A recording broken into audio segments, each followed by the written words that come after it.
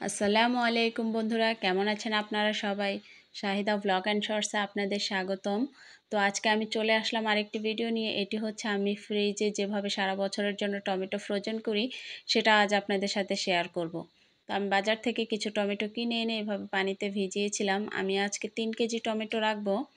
তো আপনাদের সামনে কিছুটা দেখাচ্ছি। এভাবে ভিজিয়ে ভালো করে এগুলোকে ধুয়ে নিয়েছি।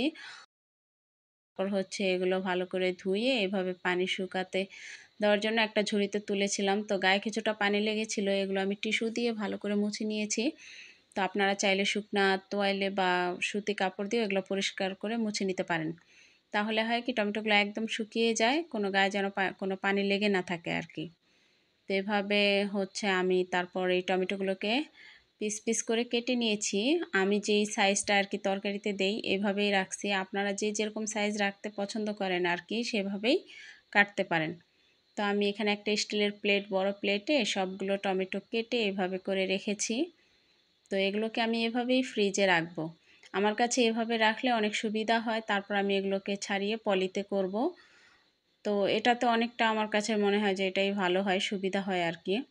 তো ফ্রিজে রেখে দিয়েছিলাম কয়েক ঘন্টার জন্য, জমা যতক্ষণ না আর কি শক্ত হয়।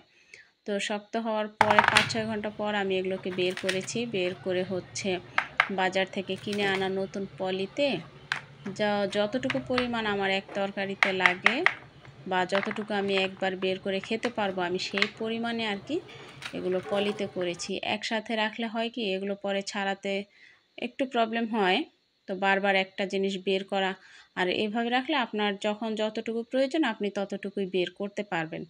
তো এই জন্য আমি এভাবে করে পলিতে রাখছি যতটুকু আমার দরকার হয়। তো এভাবে করেই আমি সবগুলো টমেটো পলিতে রাখবো। তারপরে এই দেখতে পাচ্ছেন আমি এখানে পলিতে করে রেখেছি।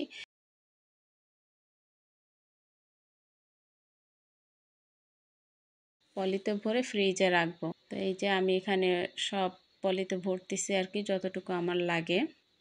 তো আপনারা চাইলে এভাবেও করতে পারেন, আবার আপনাদের মতো করেও করতে পারেন। তো আমার ভিডিওটি যদি ভালো লাগে অবশ্যই আপনারা লাইক, কমেন্ট, শেয়ার করে জানাবেন। তো আজ এই পর্যন্তই। আসসালামু আলাইকুম।